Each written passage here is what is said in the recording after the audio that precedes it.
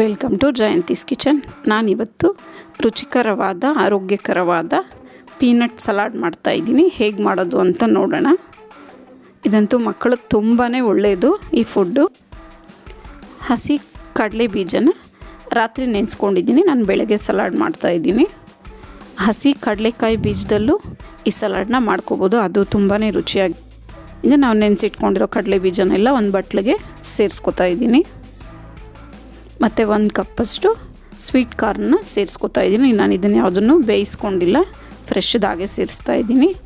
1 cup carrot ತುರಿ ಸೇರಿಸ್ಕೊತಾ ಇದ್ದೀನಿ. ಮತ್ತು ಸಣ್ಣಗೆ ಹಚ್ಕೊಂಡಿರೋ ಈರುಳ್ಳಿ ಸೇರಿಸ್ಕೊತಾ ಇದ್ದೀನಿ. 1 ಟೇಬಲ್ ಸ್ಪೂನಷ್ಟು.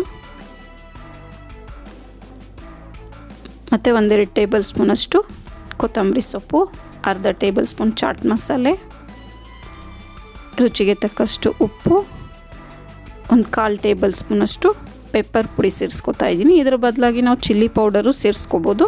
ನಾನು ಪೆಪ್ಪರ್ ಸೇರಿಸ್ಕೊತಾ ಇದ್ದೀನಿ. ಇದನ್ನೆಲ್ಲ ನೀಟಾಗಿ ಮಿಕ್ಸ್ ಮಾಡ್ಕೊಳ್ಳೋಣ. ಇದಂತೂ ಡಯೆಟ್ ಮಾಡೋರಿಗಂತೂ ಇದು ಒಳ್ಳೆ ಆಹಾರ. ರುಚಿಕರವಾದ ಪೀನಟ್ ಸಲಾಡ್ ಸವಿಯಲು ಸಿದ್ಧವಾಗಿದೆ. ನಿಮಗೆ ಈ ವಿಡಿಯೋ ಇಷ್ಟ ಆದರೆ ಲೈಕ್, ಶೇರ್ ಆ್ಯಂಡ್ ಸಬ್ಸ್ಕ್ರೈಬ್ ಮಾಡಿ. ನಿಮ್ಮ ಅನಿಸಿಕೆಯ ಅಭಿಪ್ರಾಯವನ್ನು ಕಮೆಂಟ್ಸ್ ಮೂಲಕ ತಿಳಿಸಿ.